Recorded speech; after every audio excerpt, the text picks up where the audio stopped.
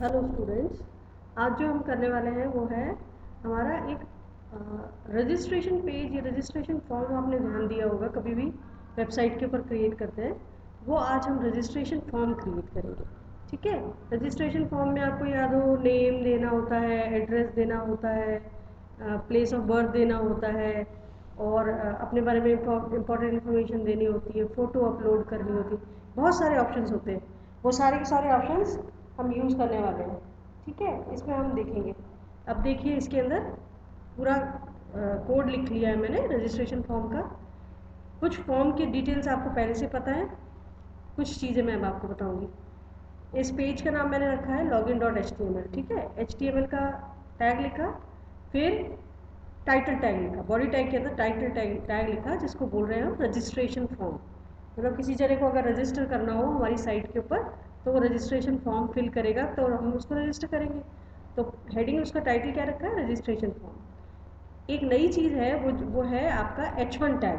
H1 tag, H2 tag और H3 tag, ये तीन टैग हेडिंग के लिए काम आते हैं। इनको बोलते भी ऐसे हैं, H1 मानी हेडिंग 1, H2 मानी हेडिंग 2 और H3 मानी हेडिंग 3। ठीक है। अब इसमें क्या होता है, वो ये है कि H1, H2 और H3 में, जैसे H1 है उसके अंदर फॉन्ट का साइज़ सबसे बड़ा आता है, H2 के अंदर थोड़ा साइज़ कम आता है, H3 के अंदर उससे थोड़ा साइज़ आता है। तो बजाय कि हमको एक एक हेडिंग का फॉन्ट साइज स्टाइल डिसाइड करना हो, हम ऐसा यूज़ कर लेते हैं कि H1 टैग हमने यूज़ कर लिया। H1 टैग यूज़ करते ही उसकी जो भी सेटिंग है, H1 टैग की जो बाय डिफ़ॉल्ट HTML सेटिंग कर रखी है, उस सेटिंग के अकॉर्डिंग ये रजिस्ट्रेशन फॉर्म आ जाएगा। स्क्रीन पे देखिए इसके आउटपुट में किस तरह से दिख रहा है ये देखिए, ये इसका फॉन्ट का साइज़ है। मैं इसके अंदर अपना फॉन्ट का साइज़ चेंज नहीं कर सकती। H1 टैग का फॉन्ट का साइज़ यही है, इसी तरह फॉर्म में ये आएगा। ठीक है। तो बाय डिफ़ॉल्ट जब भी कभी कभी हम चाहते हैं कि सारी चीज़ें ना लिखें, तो हम H1, H2 और H3 टैग यूज़ करके कहीं पे भी हेडिंग को इंसर्ट कर सकते हैं। ठीक है। तो मैंने हेडिंग में लिखा रजिस्ट्रेशन फॉर्म। ठीक है। फिर शुरू किया मैंने अपना रजिस्ट्रेशन फॉर्म। एक्चुअली उसके लिए जो टैग यूज़ करते हैं वो है फॉर्म टैग। फॉर्म टैग देखिए यहाँ शुरू हो रहा है और यहाँ ख़त्म हो रहा है। फॉर्म टैग बॉडी टैग के अंदर है और फॉर्म टैग स्टार्ट हो रहा है, बॉडी टैग स्टार्ट हो रहा है फॉर्म से पहले। देखिए यहाँ पे देखा था बॉडी टैग शुरू हुआ था, फिर हमने फॉर्म टैग यूज़ किया। अब फॉर्म में क्या क्या चीज़ें हो सकती हैं, जो जनरल चीज़ें हो सकती हैं वो मैं आपको बता देती हूँ, फिर आप अपने हिसाब से और भी कुछ चीज़ 1-2 चीज़ें ऐड करना चाहते हैं और कोई चीज़ें कम करना चाहते हैं। पहला जो टैग लिखा है वो मैंने लिखा है, पहला जो मैंने एंट्री लिखी है वो लिखी है एंटर यूज़र नेम। ठीक है। और एंटर यूज़र नेम क्या होगा, एक लेबल की तरह स्क्रीन पे आ जाएगा। देखिए ये लेबल की तरह स्क्रीन पे आ गया, एंटर यूज़र नेम। ठीक है। और उसके आगे मेरे पास एक जगह आ गई है लिखने की। वो जो जगह आ गई है लिखने की, वो कैसे आई है, उसमें मैंने उनको बोला कि इनपुट, मेरे को यूज़र से इनपुट लेना है। उसका टाइप, जो यूज़र से इनपुट आएगा उसका टाइप होगा टेक्स्ट, मतलब टेक्स्ट की वैल्यू एंटर करने दो उसको। और इस पर्टिकुलर जो बॉक्स है उसका नाम है यूज़र नेम। इसको नाम लिखना ज़रूरी इसलिए है क्योंकि जैसे मैं अब आगे भी और बहुत सारी चीज़ें लिखूंगी, चेक बॉक्सेस, रेडियो बॉक्सेस, है ना, ड्रॉप डाउन मेन्यू, तो उनके सबके अपने अपने अलग अलग नाम है, जिससे मुझे हमेशा हर पेज पे ये पता चले। जैसे ये एंटर यूज़र नेम वाला जो है इसका नाम है यूज़र नेम। ठीक है। दूसरा पासवर्ड वाला है, उसका नाम है पासवर्ड। जेंडर है, इसका नाम है जेंडर। नाम आप अपने अकॉर्डिंग दे सकते हो, पर इन नामों से अब ये पहचाने जाएंगे। ठीक है। तो मैंने लिखा एंटर यूज़र नेम, लेबल आना चाहिए। उसके बाद में एक मेरे पास बॉक्स आना चाहिए जिसमें यूज़र से नाम एंटर कराना है, मतलब टाइप, उसका टाइप क्या होगा, टेक्स्ट एंटर करेगा। और इसको क्लोज कर दिया। तो ये लाइन कौन सी वाली आ गई, देखिए फर्स्ट लाइन,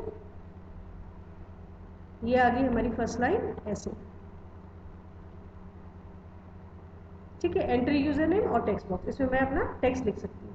दूसरी चीज़ जो लिखनी है मुझे, वो लिखनी है पासवर्ड। अब पासवर्ड के लिए जो टाइप है, टेक्स्ट भी हो सकता था पर टेक्स्ट नहीं होता।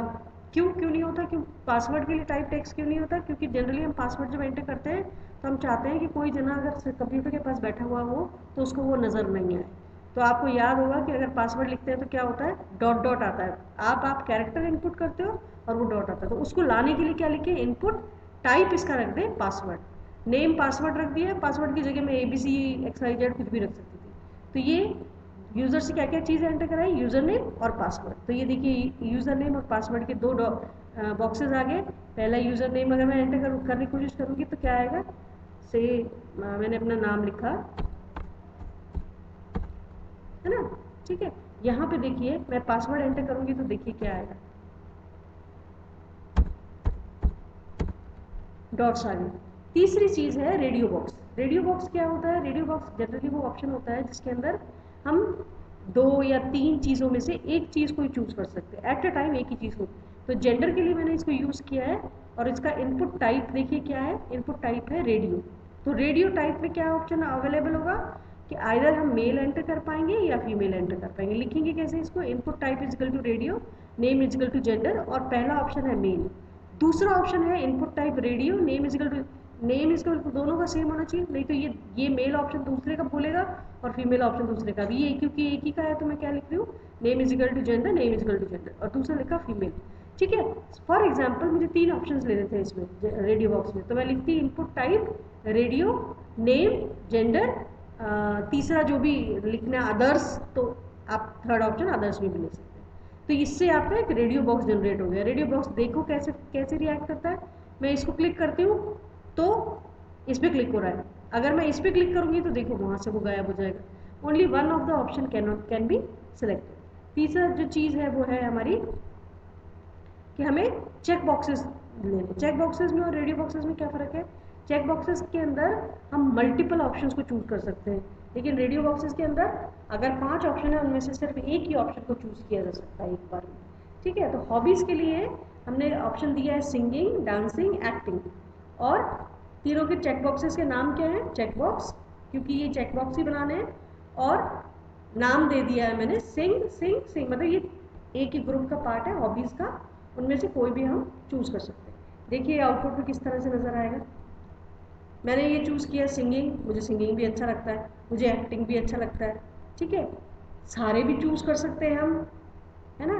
फिर सिर्फ एक भी चूज़ कर सकते हैं, 2 भी चूज़ कर सकते हैं, ऐसे करके हॉबीज़ वाला ग्रुप हम सेलेक्ट कर सकते हैं, है ना। कॉम्बिनेशन कोई भी हो सकता है ना हॉबीज़ का।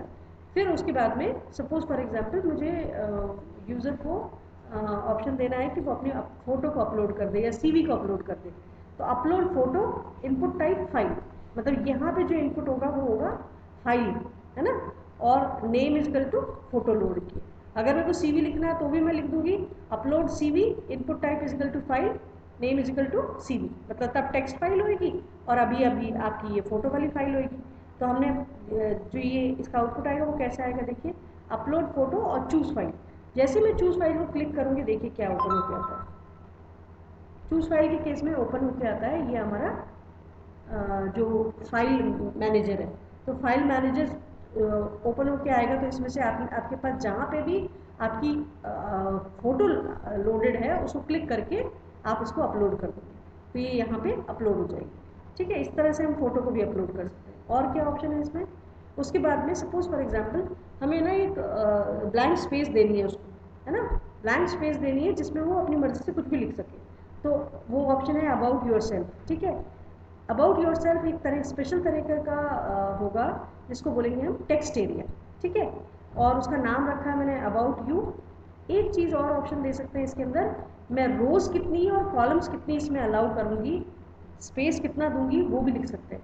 तो रोज़ मैंने दी है 5 और कॉलम्स दिए 50, तो ये 5/50 का एक टेक्स्ट बॉक्स क्रिएट हो जाएगा, और टेक्स्ट बॉक्स क्रिएट करने के बाद उसको मैंने टैग को भी क्लोज कर दिया। तो अबाउट योर सेल्फ में देखो किस तरह से आ रहा है, एक टेक्स्ट बॉक्स आ रहा है जिसका साइज़ है 5/50, 5 रोज़ अलाउ करेगा इसमें और 50 रोज़ अलाउ करेगा। टोटल कितना कैरेक्टर्स अलाउ किए, 5 इंटू 50, 5 5 25, 250 कैरेक्टर्स इस स्पेस के अंदर अलाउ करेगा। तो 250 स्पेस के लिए मैंने ये टेक्स्ट बॉक्स बना दिया।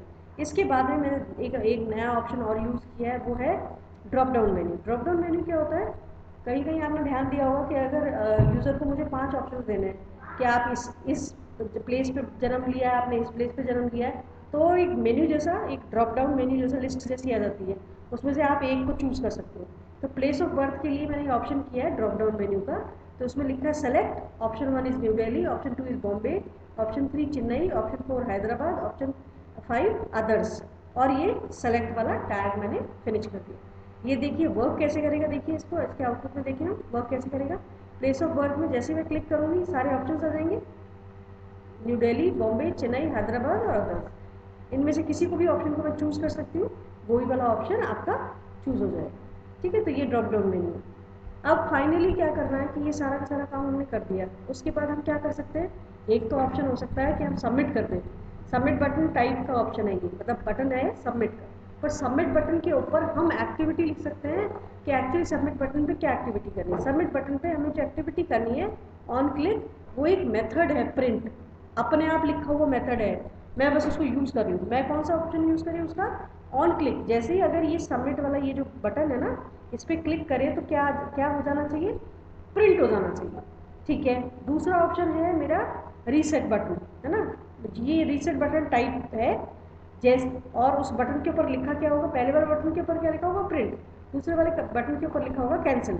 ठीक है, और ऑन क्लिक पे क्या करना है मुझे, ऑन क्लिक पे मुझे कैंसिल करना है। ठीक है, तो ऑन क्लिक ऑप्शन पे मैं कैंसिल ऑप्शन चूज कर लूँगी। तो देखिए क्या होता है ये, जैसे मैंने प्रिंट बटन ऑप्शन चूज किया, मतलब सब कुछ लिखा मैंने, हृदय लिखा, ईमेल लिखा, चूज फाइल कर ली, कुछ अबाउट कुछ भी लिख दिया, दिस इज माई इंफॉर्मेशन। ठीक है, जैसे मैंने प्लेस ऑफ बर्थ लिख दिया सपोज बॉम्बे। ठीक है, जैसे मैंने प्रिंट पे क्लिक किया, देखिए क्या है, अगर आपको याद हो तो ये प्रिंट प्रीव्यू स्क्रीन है जो ये आ गई है, जिसके अंदर वो ये बता रहा है कि अगर ये वाला रजिस्ट्रेशन फॉर्म को मैं प्रिंट करने की कोशिश करती हूँ, मतलब पूरा फिल करने के बाद प्रिंट करके अपन रख लेते हैं ना, तो प्रिंट करने की कोशिश करती हूँ तो ये मेरा स्क्रीन पे ये इस तरह का रजिस्ट्रेशन फॉर्म सेव हो गया जाए। तो ये है आपका ऑप्शन, प्रिंट का ऑप्शन। ठीक है, तो ये इस तरह से हमारा फॉर्म है जो हम यूज़ करने वाले हैं। ये आप करके देखिए, कोई प्रॉब्लम है तो मुझसे आप पूछ सकते हैं। Thank you.